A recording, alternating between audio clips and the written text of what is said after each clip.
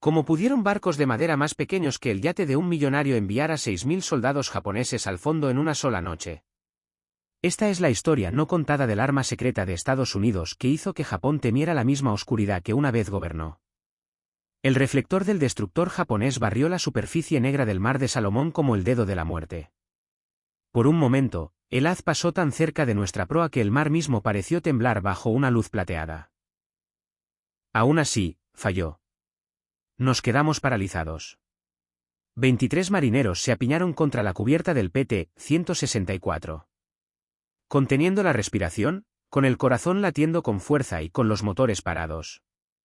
Solo el silencio de las olas contra la madera contrachapada nos separaba del Discovery. Detrás del destructor, 3 enormes transportes avanzaban lentamente en la oscuridad, transportando a casi 8.000 soldados japoneses. Su destino, Kolangara. Su misión era reforzar una guarnición en una isla que ya estaba agotada por los marines estadounidenses.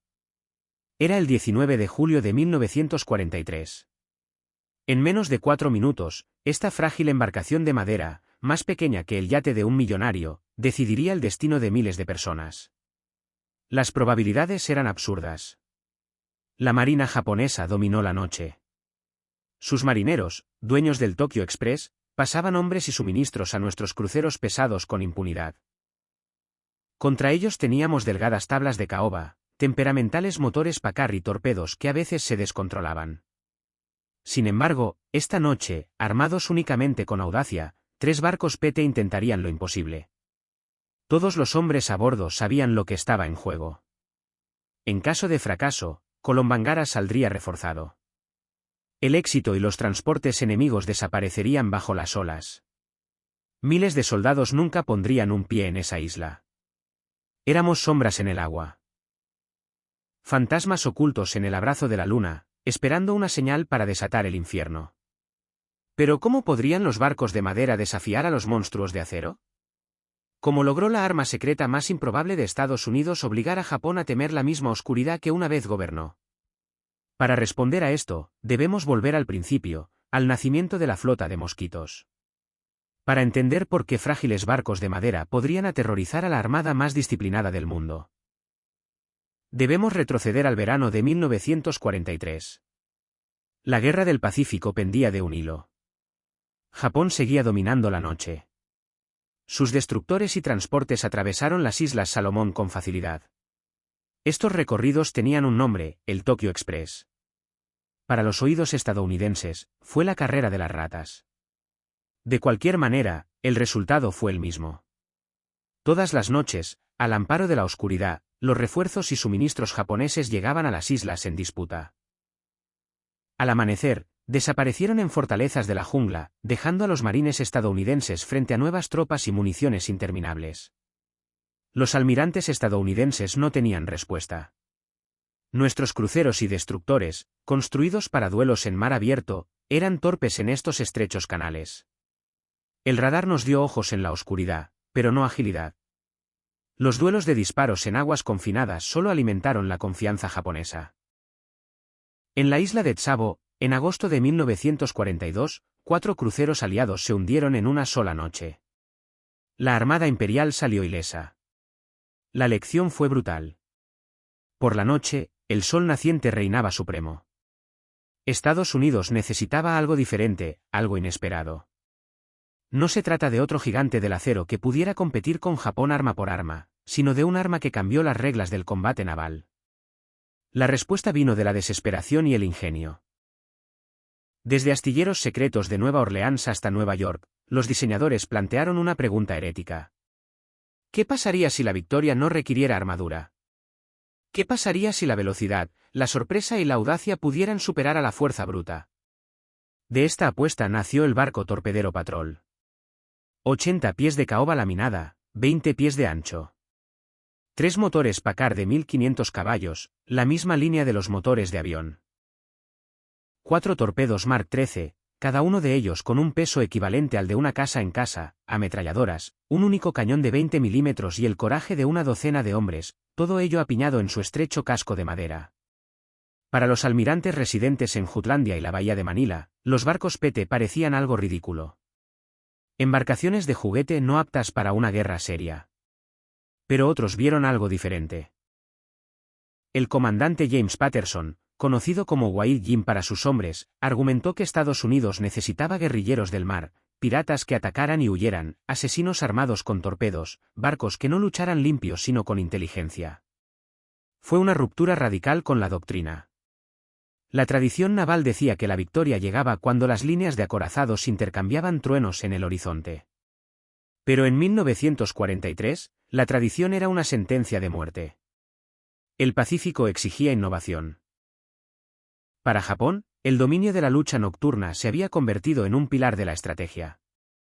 Generaciones de marineros entrenados para luchar a la luz de la luna, por instinto, por visión pura. Su confianza en la oscuridad era absoluta. Creían que el radar era una muleta y que ningún enemigo podría igualar su habilidad después del atardecer. Y entonces comenzaron los primeros susurros.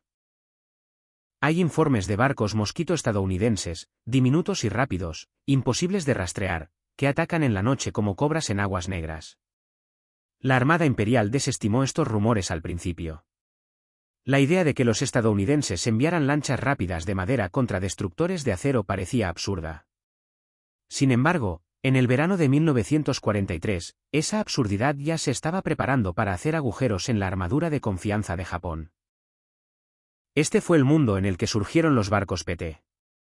Un mundo donde la tradición reinaba sobre la doctrina y donde tres frágiles barcos estaban a punto de demostrar que incluso los imperios podían sangrar en la oscuridad. La primera vez que los marineros vieron un barco PT, muchos pensaron que la marina había perdido la cabeza. Sin armadura de acero, sin cañones imponentes, solo 80 pies de caoba laminada, madera contrachapada en una guerra de acero. Parecía más un barco de carreras que un buque de guerra. Sin embargo, dentro de ese frágil casco se escondía una revolución. El diseño se realizó en el secreto de los astilleros estadounidenses. Industrias Higgins en Nueva Orleans. Elco en Bayonne, Nueva Jersey. Packard en Detroit. Las fábricas que antes construían embarcaciones de recreo y motores de lujo, ahora producían armas que desafiarían la tradición. Se les llamaba lanchas torpederas de patrulla, PT para abreviar. Pero para los hombres que los construyeron y los navegaron, se convirtieron en la flota de mosquitos. Pequeño, rápido, mortal, capaz de picar gigantes en la oscuridad. En el corazón de cada barco PT había 3 motores Packard V12, plantas de energía de aeronaves reforjadas para el mar. Cada uno rugiendo con 500 caballos de fuerza.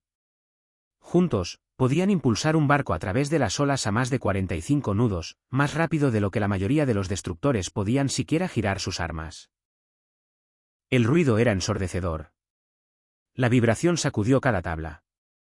Pero cuando se abrieron los aceleradores, el barco PT no se movió. Saltó. El armamento era sencillo. 4 torpedos Mark XIII, de 21 pulgadas de ancho, 11 pies de largo y 2.200 libras cada uno. Un arma diseñada para destructores, ahora amarrada a la cubierta de un barco de madera. Ametralladoras se alineaban a los lados. 2 cañones calibre 50 que escupían fuego en la noche. Un solo cañón de 20 milímetros para un impacto adicional. Suficiente para acosar a un gigante. Lo suficientemente largo para que los torpedos terminen el trabajo. Pero la potencia de fuego fue solo la mitad de la historia. La otra mitad eran los hombres. La Marina solicitó voluntarios, servicio peligroso, tasas de bajas superiores al 50%. De 200 personas se presentaron y 40 fueron elegidas. Eran una mezcla de chicos de campo, chicos de ciudad, graduados universitarios, desertores escolares, hombres que habían pescado en ríos, construido motores y navegado por las estrellas. Vinieron no porque los barcos PT prometieran gloria, sino porque prometían acción. El entrenamiento fue brutal. En Melville, Rhode Island, los hombres aprendieron a luchar como piratas. El torpedo de alta velocidad avanza en mares agitados. Soluciones de cocción calculadas por instinto. Motores afinados bajo la presión de una batalla simulada. El comandante James Wyatt Jim Patterson inculcó una lección a cada tripulación. Los japoneses esperan que luches limpio. No. Esperan que sigas la tradición. No. Esperan que tengas miedo a la oscuridad. En lugar de eso, hazles tener miedo. Y poco a poco las tripulaciones empezaron a comprender. Un barco PT no era un destructor. Era un asesino. Un gorila luchador en el agua. Ataca rápido. Desaparecer más rápido. Golpea donde el enemigo menos lo espera. Cada tripulación se convirtió en una familia. 12 hombres hacinados en un espacio reducido, compartiendo literas, compartiendo raciones, compartiendo miedo. Aprendieron los hábitos de cada uno, quién roncaba, quién rezaba antes de la batalla, quién reía demasiado fuerte. Los lazos forjados en aquellas cubiertas de madera eran más fuertes que el acero. Ingenieros como Carlos Charlie Mendoza consiguieron que los Packard alcanzaran un poder imposible. Matemáticos como el holandés Van der Berg calcularon los ángulos de disparo en segundos. Artilleros como Patrick Patty O'Brien pulían cada torpedo como si fuera oro. Cada hombre importaba. Cada habilidad contaba en barcos más grandes, un marinero podría desaparecer entre cientos. En un barco PT nadie podía esconderse. En la primavera de 1943, los barcos estaban listos, las tripulaciones entrenadas, los motores probados y la doctrina forjada. La Armada, todavía escéptica, los envió silenciosamente al Pacífico Sur. Los informes oficiales apenas los mencionan. Clasificadas como embarcaciones pequeñas incluso para su propio bando, las embarcaciones Pequoats eran un secreto. Pero los secretos tienen poder, los japoneses todavía creían que eran dueños de la noche. Aún no sabían que unos fantasmas de madera venían a por ellos. Barcos que podrían deslizarse entre las sombras. Barcos que podían golpear como un trueno y desaparecer antes de que un destructor pudiera siquiera girar. Nació la flota de mosquitos. Y pronto la Armada Imperial aprendería que incluso un imperio podía sangrar por 1000 pequeñas picaduras. 30 de junio de 1943. Rendova. La base avanzada no era más que un depósito de combustible. Unas cuantas chozas bajo las palmeras y un muelle tosco que se adentra en la jungla. Lo primero que impactó fue el olor. Vegetación podrida, combustible diésel, aire salado cargado de descomposición. Este fue el hogar de los hombres del escuadrón de lanchas torpederas a motor 9. 12 lanchas torpederas a motor, 12 dagas de madera apuntadas al corazón del Tokyo Express. Su misión es interceptar los refuerzos japoneses que se desplazan a través de las Islas Salomón centrales. En el papel, parecía sencillo. Patrulla las aguas. Hundir cualquier cosa que vuele hacia el sol naciente. En realidad, era un caos. Un laberinto de arrecifes, islas envueltas en jungla, observadores costeros enemigos con radios en cada aldea y escuadrones de destructores entrenados específicamente para cazarlos. La primera patrulla llegó el 5 de julio. 3 barcos llegaron a su posición cerca de Bisu Bisu. Nunca tuvieron la oportunidad de disparar. Un hidroavión japonés detectó sus estelas. Momentos después, 4 destructores cayeron sobre ellos con los reflectores encendidos y los proyectiles agitando el mar. PT-158 recibió un impacto directo. 12 hombres desaparecieron en un instante. Los supervivientes huyeron a través de los arrecifes durante horas, con los motores aullando y el corazón latiendo con fuerza. Cuando regresaron cojeando a la base, la lección ya estaba grabada en la memoria. No podían luchar como destructores. No podían mantenerse en pie uno contra el otro. Tendrían que luchar como fantasmas. Los días que siguieron fueron inquietos, los motores se afinaron, los cañones se pulieron, los torpedos se revisaron y volvieron a revisar, las tripulaciones se entrenaron en silencio, haciendo señales con destellos de luz, apagando los motores para navegar en las sombras, cada táctica nació de la necesidad, cada ajuste se pagó con sangre. La vida en la base consistía en spam crudo y huevos en polvo para el desayuno. Café lo suficientemente negro como para hacer flotar una llave inglesa. Duchas de agua salada que dejaban la piel ardiendo, mosquitos zumbando todas las noches. El correo desde casa tardaba meses en llegar.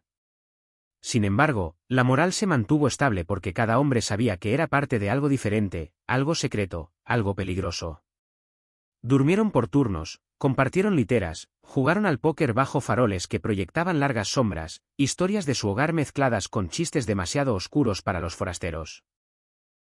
Cada uno se las arregló para afrontar la situación a su manera. Algunos oraron, otros rieron más fuerte que el miedo que tenían dentro. Algunos se quedaron en silencio, mirando la jungla, esperando órdenes. Los lugareños se convirtieron en aliados. Los habitantes de las Islas Salomón, arriesgándose a ser ejecutados si eran descubiertos, remaron en canoas con fragmentos de información. Posiciones enemigas, movimientos de convoys, fondeaderos ocultos. Sin ellos, el PTS habría quedado ciego. Y a lo lejos, sin ser vistos, los observadores costeros australianos transmitían mensajes codificados a través del éter, con ojos y oídos en la jungla. Guardianes fantasmales que susurraban los movimientos del enemigo en la noche. Todas las noches los hombres esperaban la señal. Algunas noches nunca llegaba. Para otros llegó demasiado tarde. Los convoys japoneses pasaron intactos. La frustración era sofocante. Se habían ofrecido voluntariamente para la acción. En lugar de eso, se sentaron en silencio, observando desde las sombras, esperando la oportunidad de demostrar su valía. Luego vino la reunión informativa el 18 de julio. Los observadores costeros informaron que había un gran convoy moviéndose a través de Blackhead Strait. 3 transportes, 2 destructores y refuerzos japoneses de élite con destino a Nueva Georgia. Esto fue todo. La oportunidad que habían estado esperando. Las palabras del jefe del escuadrón fueron claras. Señores, este convoy no puede llegar a su destino. No me importa si tienes que embestir esos transportes. Esta noche se van al fondo. A medida que el sol se ocultaba en el horizonte, las tripulaciones se prepararon. Patty O'Brien pasó sus manos sobre los torpedos, susurrando promesas a las armas que trataba como niños. Charlie Mendoza afinó los Packard hasta que ronronearon como tigres. El holandés Van der Berg trazó un nuevo rumbo una y otra vez, en busca de la perfección. Cada hombre tenía su ritual.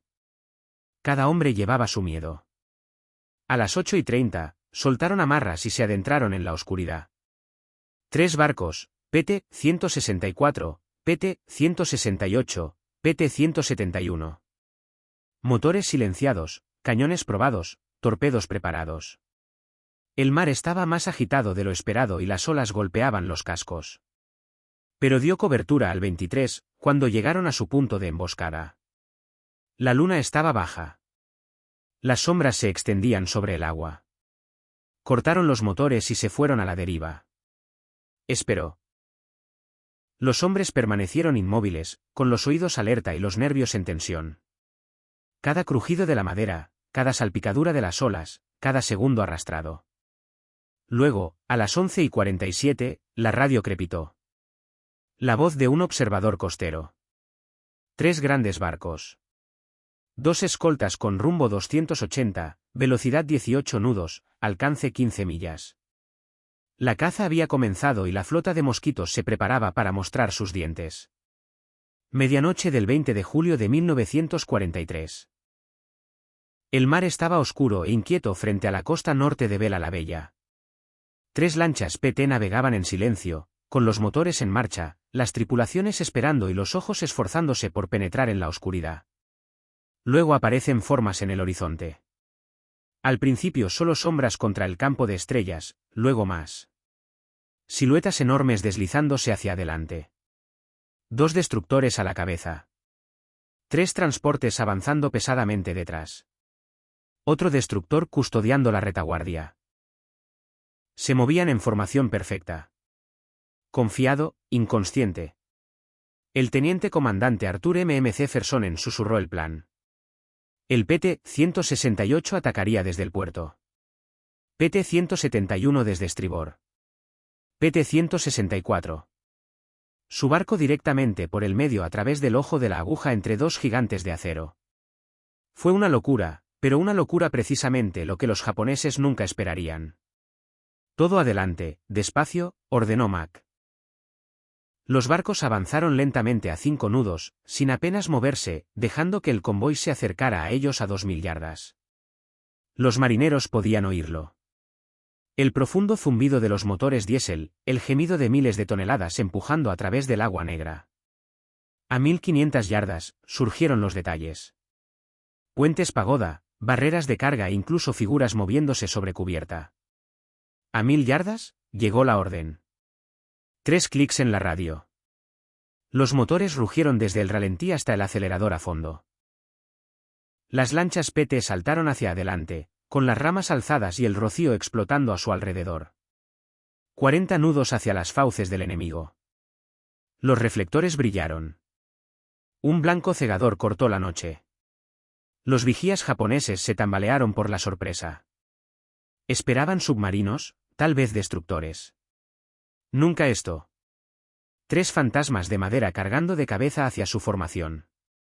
Se abrieron las armas. Trazadores de 25 metros iluminaron el mar. El fuego verde se alzaba como garras. Los proyectiles cayeron a metros de PT-164. Pero los barcos ya estaban dentro de la formación.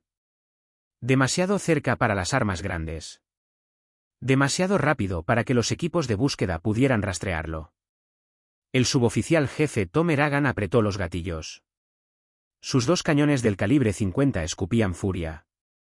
Los trazadores atravesaron el puente de un destructor. El cristal se hizo añicos. Las chispas bailaron. Mantuvo la línea de fuego hasta que los barriles brillaron al rojo vivo. Fuego 1. Fuego 2. Los torpedos de Patty O'Brien saltaron de sus tubos. Estelas blancas excavadas en aguas negras a lo largo de 600 yardas. Demasiado cerca para fallar. El primer torpedo se estrelló bajo el puente de un transporte. El mar estalló en truenos. Las llamas se elevaban hacia el cielo. El segundo impactó en medio del barco. El acero se agrietó.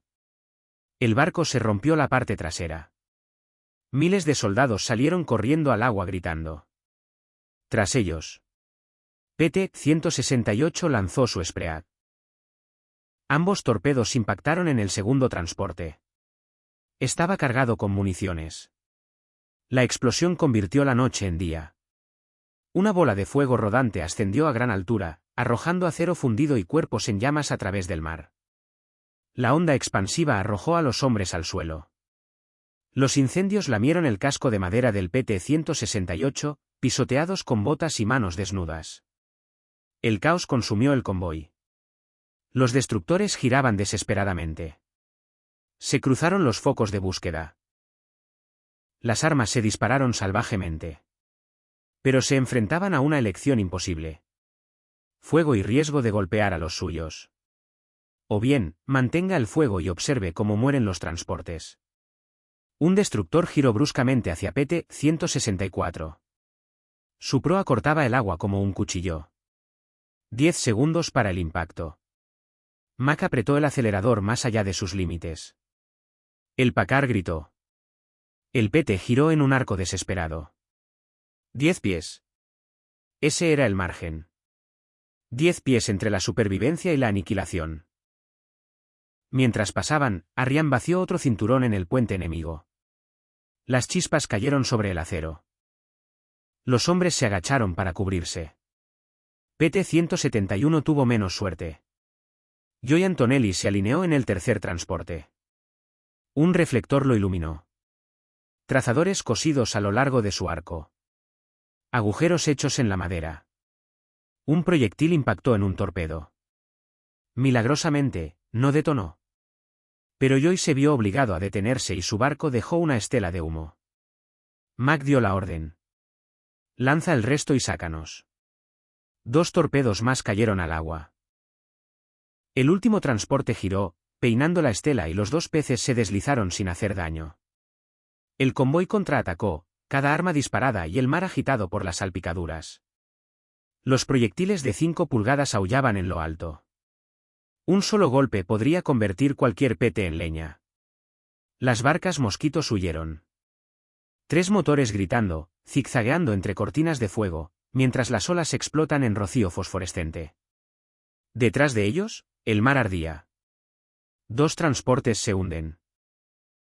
Miles de soldados se están ahogando. Explosiones iluminando la recta como fuegos artificiales del infierno. El PT-168, maltratado pero vivo, dio una vuelta más. Ella metió un torpedo más en el segundo transporte, que ya se encontraba moribundo. Las explosiones secundarias la destrozaron. La munición se desprendió. El fuego se extendió hacia el cielo. El mar brillaba de color naranja. Al amanecer, el resultado estaba claro. 2 transportes desaparecidos. 6.000 soldados perdidos. El tercero se dio la vuelta. Refuerzos japoneses negados. La flota de mosquitos había picado, y picado profundamente. Pero el precio era real. El PT-171 se alejó cojeando, plagado de agujeros, con hombres heridos y con los motores fallando. PT-168 lleno de metralla, antena desprendida, tripulación conmocionada. PT-164 quemado, barriles quemados, cubiertas carbonizadas. Aún así, los 3 sobrevivieron. Cuando se reagruparon, golpeados y sangrando, la verdad los golpeó. 3 barcos de madera habían detenido un convoy entero. 3 barcos de madera destrozaron la fe de Japón durante la noche. A partir de ese momento, la oscuridad del mar de Salomón ya no pertenecía al sol naciente. Pertenecía a las sombras. Y en esas sombras, llovían las lanchas PT. El amanecer se abalanzó sobre el mar de Salomón. El resplandor del fuego aún permanecía en el horizonte. 2 transportes japoneses habían desaparecido. 6.000 hombres tragados por aguas negras. El tercero se dio la vuelta. El convoy se rompió para los hombres del PT-164, PT-168 y PT-171. La supervivencia fue una victoria suficiente. Sus cubiertas estaban marcadas, sus barriles chamuscados, sus nervios estirados hasta el punto de romperse, pero estaban vivos contra todo pronóstico. Estaban vivos. El viaje de regreso a casa fue una agonía. Los motores se desaceleraron lentamente para evadir los hidroaviones japoneses que recorrieron los cielos al amanecer. Barcos camuflados bajo las palmeras a lo largo de costas ocultas. Los tripulantes susurraban en lugar de hablar, esforzándose por escuchar el zumbido distante de los aviones enemigos. Las horas se hicieron eternas. Las 3 horas se convirtieron en 14 antes de llegar a Renova. Agotado, hambriento, victorioso. El informe fue inmediato. Los oficiales de inteligencia exigieron todos los detalles. Formaciones enemigas, calibres de armas, tiempos de respuesta, cada fragmento de memoria se convirtió en datos para la Armada. Lo que informaron estas tripulaciones daría forma a las tácticas de cada escuadrón PT que siguió.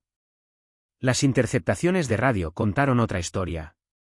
Las comunicaciones japonesas describieron nuevas armas secretas estadounidenses, lanchas torpederas de alta velocidad que aparecían de la nada y desaparecían en la oscuridad. La Armada Imperial, antaño maestra del combate nocturno, ahora estaba insegura. Las sombras ya no les pertenecían. El impacto estratégico fue rápido. Los convoys se hicieron más grandes, pero más lentos. Las escoltas de destructores se duplicaron y luego se triplicaron. Hidroaviones equipados con reflectores sobrevolaban rutas nocturnas.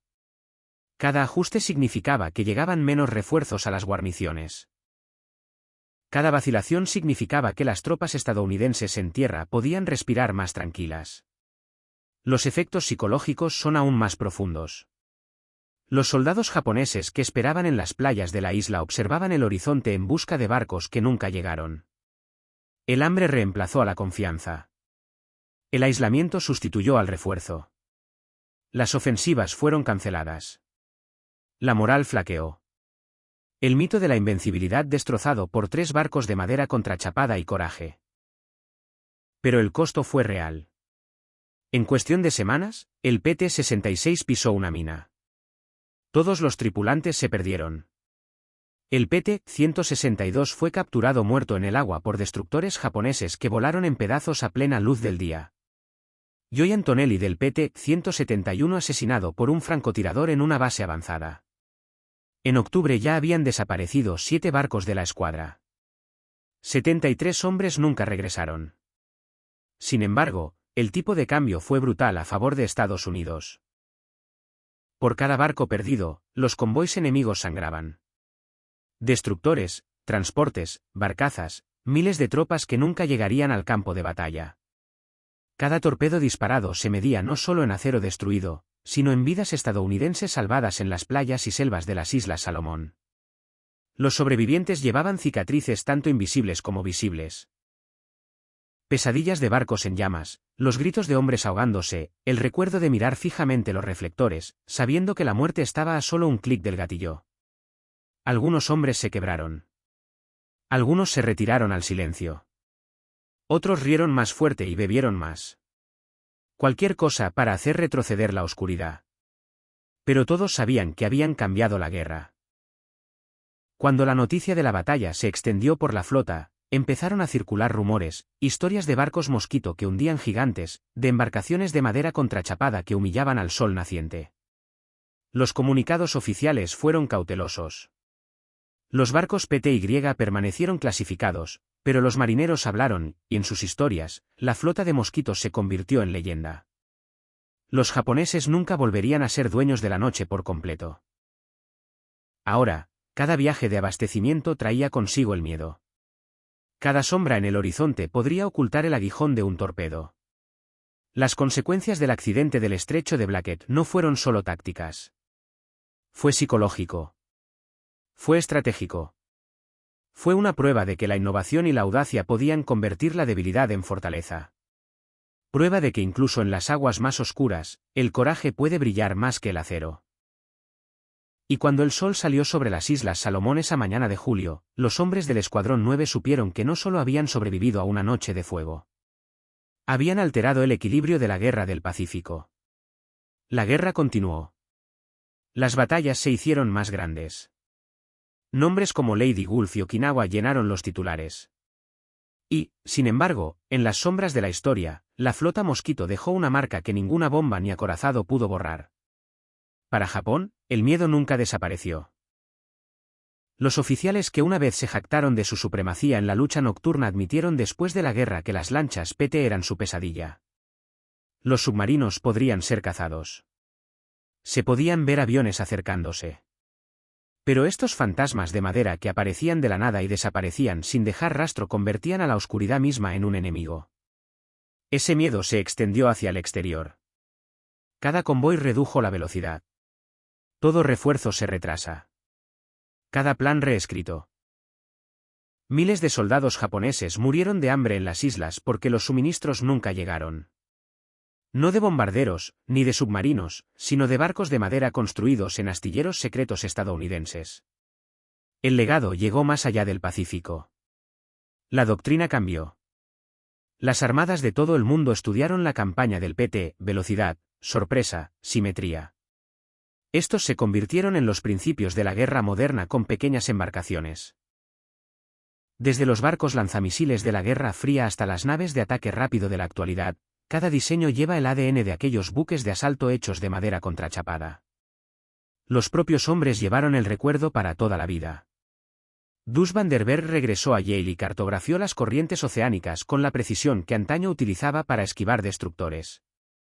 Charlie Mendoza construía motores de carreras en Los Ángeles, su garaje era un santuario a la velocidad. Patty O'Brien permaneció en la Marina y escribió el Manual de Mantenimiento de Torpedos, que todavía se utiliza décadas después. Cada hombre es un hilo de un tapiz tejido por el coraje y la invención. Para ellos, los barcos nunca fueron solo máquinas. Eran salvavidas, ataúdes, hogares, leyendas. Demostraron que 12 hombres en madera contrachapada podían alterar el curso de una guerra mundial. Y para Estados Unidos, los barcos PT trajeron una lección más profunda. Que fuerza no siempre significa tamaño. Ese coraje no se mide en armadura. Esa innovación, aprovechada en momentos de desesperación, puede cambiar la historia.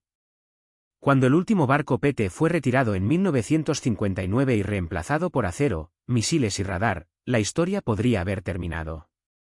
Pero no fue así porque el espíritu de la flota de mosquitos siguió vivo. Cada embarcación rápida deslizándose a través de la noche. Cada asaltante ataca donde el enemigo se siente más seguro. Cada apuesta atrevida en el campo de batalla de los mares.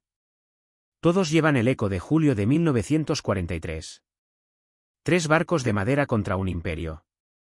3 barcos de madera que demostraron que la imaginación podía vencer a la tradición. 3 barcos de madera que hicieron que el sol naciente temiera sus propias sombras. Ese es el legado de los barcos PT. No solo barcos hundidos, no solo convoys detenidos, sino el recordatorio de que incluso en las noches más oscuras, hombres libres en embarcaciones frágiles pueden cambiar el rumbo de la historia.